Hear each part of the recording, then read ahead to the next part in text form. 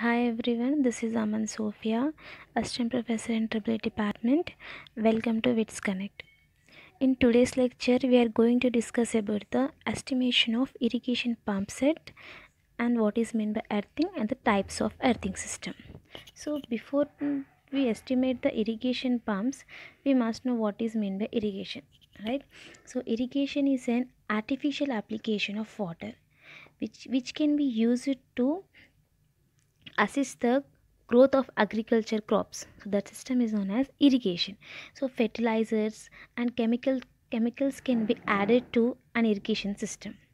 So irrigation starts with the sourcing of water for the crops from groundwater, or we can source from surface water from a channel or a storage pond. So irrigation starts with sourcing water from the crop from groundwater through a channel is known as irrigation system. So coming to the how we'll estimate the irrigation pump set means it is same as the power wiring estimations. Will the estimation will be same as power wiring system. And coming to the motor used in irrigation system is induction motor. Mostly we will use induction motor in irrigation system, nothing but agriculture system, okay, which is coupled to the pump that which pumps water from a well. In irrigation system we are using an induction motor which can be used to pump the water from a well, and the motor and pumps are installed in a room called pump shed, and all civil constructions and foundation work of the pump shed should be fully completed before the installation of the motor pump set. And the pump shed must have enough space for the installation, okay. And the switchboard is placed, and the coming to this, it's switchboard, it nothing but can you also call it as a panel board. It should be placed at a height of 1.5 meters, and the horizontal runway should be 2.5 meters from the ground level. At 25.4 mm diameter of a heavy gauge metal conduit should be provided on the roof for the entry of service connection. Okay. So and the conduit used from motor base to the motor terminal should be 25.4 mm diameter, and it's a flexible metal conduit. So this is the switchboard connection of the irrigation system. And coming to the which type of material can be used in irrigation pump set installation means the material used in the estimation of irrigation pump sets are similar to the power wiring installation. So the material which we are using in the power wiring installation, so the same material can be used in the irrigation system also. So but at here what happened, the switchboard is provided with the 3 indicating lamps. At here we are using a 3 indicating lamps. So its wattage will be like 0 watts by 25 watts or 250 volts. And between each phase and neutral, to know whether the power exists in each phase or not, we are using these indicators, okay. And we are using a 1 voltmeter. It's a range of 0 to 500 volts. The voltmeter should have a range of 0 to 500 volts between any two phases. And we are using it ammeter with a range of 0 to 50 amps, which is connected in series, and any phase are provided in the switchboard, okay. And next, as it is a three-phase motor, so what is happening now, when the motor is running, any one of the phase may fail during the operation. So during that condition we are getting single phasing. That particular condition is known as single phasing condition. So the single phasing condition occurs, what happens now, so it draws the more current from the remaining two phases. So actually there are three phases, right? So if any one of the phase failure means it will draw more current from the remaining two healthy phases. The torque as it is taking power current from the two phases, the torque developed by the motor will be reduced. And uh, there will be a severe vibrations and phase winding will get heated over there. Okay, these are the problems occur. These are the different types of problems which are occurring when single phase condition occurs. So what we have, how we have to overcome this condition means by connecting a single phase preventer in the circuit board. By connecting a single phase preventer in the circuit board, we can overcome the single phase condition. How it will overcome the condition means single phase preventer will consist of a phase failure relay, so which can be used to detect the single phase condition. And once the single phase condition is detected means it will trip the circuit breaker. So by this process it will overcome the single phase condition. And how we can estimate the electrifying of irrigation pump set means by, say, this method with the estimation will be same as the power wiring estimation. So same as that. First of all, what we have to do now, we have to follow some steps to estimate its electrifying. First of all, we have to determine the size of the cable and ICTPN main switch. First of all, we have to find the size of the cable as well as ICTPN switch. Then after that, once we have found the size of the cable means, after that we have to determine the size and length of the conduit wire. After that, we have to determine the length of the cable. So once once we have determined all these things means, after that we are going to the earth wire. Next we have to determine the length of earth wire. After that, labor cost and the material what we are using and its cost. So by this process we can estimate the electric. Coming to the submersible irrigation pump set, here the submerged nothing but the name itself is indicating that it's a underwater. It is connected underwater. So it is a unit of combining pump and a motor to a enclosed unit. You can see in the figure, we are connecting a these connections are connected under the water, under ground level. It consists of a centrifugal pump which is designed to function the pump and the motor. And the pump and the motor are sealed. They will be sealed in a liquid, and they are fitted with a completely sealed and waterproof motor. The whole system will be assembled in a submerged underwater in a borehole, which will and will be driven by the electricity to pump the water. And why it is sealed means to prevent the water from getting inside the pump motor and to reduce the short circuit. That's the reason it is sealed.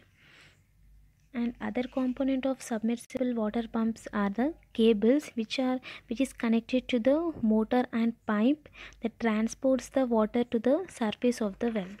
This is about its construction. Coming to its working, when the switch is on, the electric current is sent down to the electrical wire from electrical wire to the submersible water pump.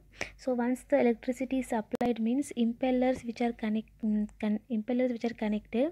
these impellers contained with the body of the pump starts turning. When supplies on means, electric current will be passed to the pump, and the impellers which are connected to the pumps starts turning, and the rotation of the impellers sucks the water into the body of the pump, and the impellers then push the water out of the pump and up through the pipe to the surface of the earth.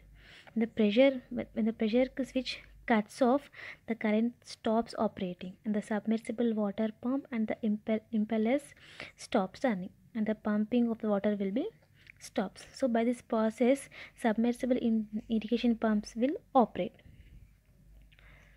And coming to the earthing system, the non-current carrying parts of the electrical equipment to the earth is known as earthing, or we can also say it as a grounding. It can be done by using a earthware. And what is the necessity of doing earthing means, to save the human life from electrical shocks and to avoid risk of fire due to the leakage current from the unwanted path, and as well as to maintain the line voltage constant, we are doing earthing. Coming to the types of earthing, earthing can be classified into four types like rod earthing, strip or wire earthing, pipe earthing, as well as plate earthing. Coming to the rod earthing, where it can be used means where the area which consists of a soil is very loosey and sandy. At there we are using rod earthing. Coming to the strip or wire earthing means this system can be employed in a place where the soil is rocky, because the rocky area in the rocky areas the soil excavation work is difficult. So at there we are using strip or wire earthing. Coming to the pipe earthing, so it's a most commonly used earthing system. Pipe earthing will be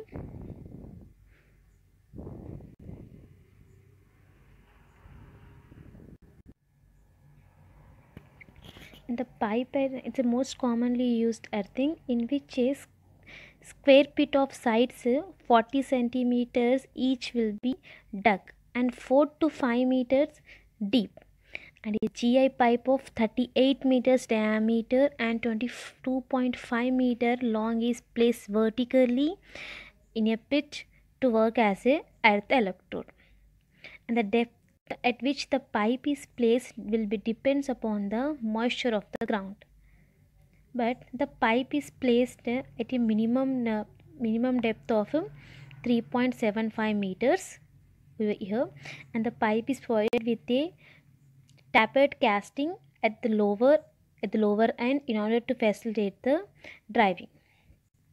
Coming to at the top a cement concrete work is made for the protection of pipe from mechanical damage and is provided with a funnel with wire mesh to pour water, and the funnel is connected to a 90 mm diameter pipe by means of bolts and nuts, such that in summer season the moisture in the soil decreases.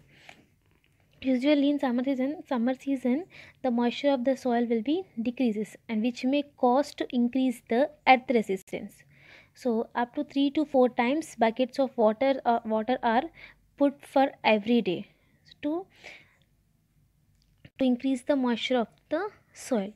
And another pipe of 13 mm diameter is connected to the 19 mm pipe near the wire mesh, through which the earth wire is carried at the depth of 60 centimeters, and the cement concrete work at the top is covered with a iron plate for a periodic opening and checking. This is about the pipe earthing. Coming to the plate earthing, in this type of earthing, a copper plate of dimensions 16 centimeters into 60 centimeters into 3 mm, or a GI plate of dimensions 60 into 60 into 6 mm is used as a earth electrode, and a pit is dug about 3 meters deep from ground level, and earth plate is buried with its face vertical. The space around the earth plate is filled with the coke or a charcoal, and salt is alternative layer for distance of about 15 centimeters around the plate to increase the dampness and moisture around the plate. And GI pipe, coming to the GI pipe of 12 mm diameter is connected to the plate by means of bolts and nuts. The bolt and nuts are generally made of the same material as that of the earth plate. And another pipe of 19 mm dia is connected to the plate for carrying water and is connected with a funnel with a wire mesh to pour some water over here. And at the top a cement concrete work is made to protect the plate from mechanical damage. The concrete work is provided with the cast iron cover for carrying periodical opening as well as to inspect it. Okay, this is about the plate earthing. The next earthing we are going for chemical earthing. So why we are going for chemical earthing means, see, earth will behave as electrical conductor, but its characteristic is that its conductivity is variable and sometimes it is unpredictable. So the resistance of the earth connection varies with the earth's composition, moisture, temperature and season of the year, right? So hence it becomes difficult to calculate the resistance of a earth system, as there are too many variables such as temperature, seasons, moisture contents are affecting. So what happened in conventional earthing system, charcoal and salt is used around the earth electrode to reduce the earth resistance. As the electrodes is in direct contact with the soils, so which it may lead to corroding the earth electrode. Due to the corrosion, sometimes it may fails to provide the safe discharge path for the current. So to overcome all these things, we are going for the chemical earthing process. Okay, so in chemical earthing process, what we are doing now, chemical earthing will be same as the conventional pipe earthing or plate earthing. So in this earthing system, a pipe will be used as a earthing electrode. Okay, and an artificial earth pit is dig below the ground level. The earthing electrode connected to the electrical conductor to the earth, and a chemical compound is used in place of alternate al- charcoal and salt. In chemical earthing system, the charcoal and salts are being replaced with a chemical compound. Like we are here, instead of charcoal and salt, we are using bentonite and marconite. So these are commonly used as a filler material for chemical earthing. So in conventional system, we are using charcoal as well as salt, right? So instead of there, in chemical earthing, we are using bentonite as well as marconite. Hey, bentonite nothing but is a it's a fine grained highly plastic clay, whereas coming to the marconite mean is it is an engineered material in the form of superconductivity. So this is this is about the materials which we are using instead of charcoal as well as salt. So these both materials are used to reduce the electrical resistance between the soil and earth, and these are non-corrosive to steel as well as copper, and it will improve the life of the earth electrode.